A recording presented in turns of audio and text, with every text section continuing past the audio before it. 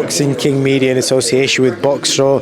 I was nearly going to introduce you as Russell Crowe, but it's not Russell Crowe, Gareth Davies. Gareth. Tyson Fury to introduce me. I know. Yeah. How excited are you for this fight? Oh, well, really exciting. I mean, look, Tyson Fury's a massive draw in the world of boxing.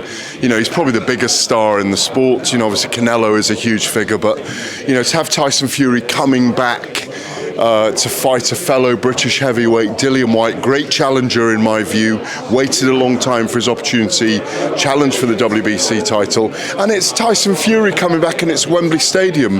When he went to America 4 years ago, he wasn't the figure that he is today. You know, this fight might have happened here in the UK against an Anthony Joshua if Tyson Fury hadn't gone AWOL after beating Vladimir Klitschko all those years ago, and his life tumbled down, and those 11 stone weighed on him when he went to 28 stone. So it's a massive opportunity. It's a massive opportunity for his fans to come out and show how much they support him.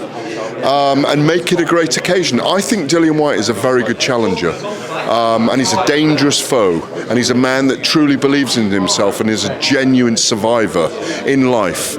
So anyone writing Dillian White off in this fight is foolish, and Tyson Fury won't be doing that. The point you made there, see if Tyson's fans turn out. It's a massive challenge to sell Wembley out. Do you think the fans will turn out? Oh, I really do think the fans will turn out. I think they'll virtually sell the place out. Look, I think in the intervening years, 2018 to now, Tyson Fury's been abroad. His fights with Deontay Wilder have crossed over into the mainstream. His wife is at Paris, is on Loose Women. He's appeared on GMTV many times. He's done his weight loss videos, his mental health stuff. As many people now follow Tyson Fury as they do through his mental health issues and being a mental health advocate as they do through his boxing. I don't know, I'm doing my buttons up, but I think, you know, part of it is grandmothers follow him now, older people follow him, housewives follow him, because he's got a narrative that isn't just boxing anymore. And he's grown, we've spoken to him about that today, he's grown into being who he believes he should be. Years ago when he won the world title against Klitschko, I don't think he knew who he was at that time. He might say now that he did, but I don't think he did. He knows who he is now. He knows what his role is. He knows he's loved. And I think that advocacy, as well as his self-belief in his boxing, makes him a massive figure. And I do think they'll sell this out. The problem is they should be having the other guy here to help sell it as well. On that point, how much of a loss is it for Dillian not being here? And do you think there's a risk that he may not do the same on fight week? It wouldn't surprise me, but I think the biggest loss is to Dillian White himself.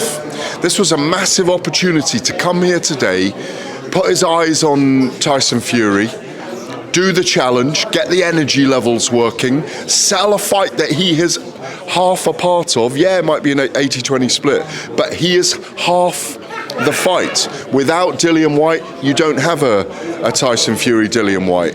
So obviously he's going to be there on the night, in the ring. I think he will do events in fight week, but the build-up would have been so much greater with him here, and I think better for him as well. He could have come, seen Tyson Fury, been up close with him, and taken something away back to camp in Portugal. I think he's missed out. Whatever his advisors said to do, I think he's missed out on a massive opportunity. There were suggestions in the press conference that Eddie Hearn's behind it. Do you think Eddie's behind it, or do you think Dillian's made his own mind up? No, I think it's probably Dillian's advisors. They signed a contract. They're unhappy with the 80-20 split. I imagine it's lawyer speak, you know, and they wanted certain things in place. They wanted the biggest deal they could possibly get. Obviously, they're doing it for their man, but I think he's been ill-advised. I think the best advice would have been come here today, show your face, get in Tyson Fury's mind, get into his brain, have a shoving match if you have to, but let him know that you're coming to take that WBC title rather than the stonewall silence. It's very unusual.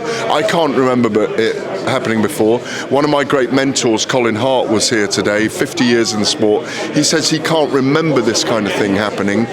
And in many ways, you know, Colin said to me, he should be fined for it. I don't think they can fine him, but it's a normal part of a professional boxer in a prize fight, this is a pay-per-view fight, to come and sell the event, and he's not here. Is there a risk of, say, for example, we have a situation where Eddie Hearn wins a purse bid for a Frank Warren fighter and they do the same? Because it doesn't help anyone, does it?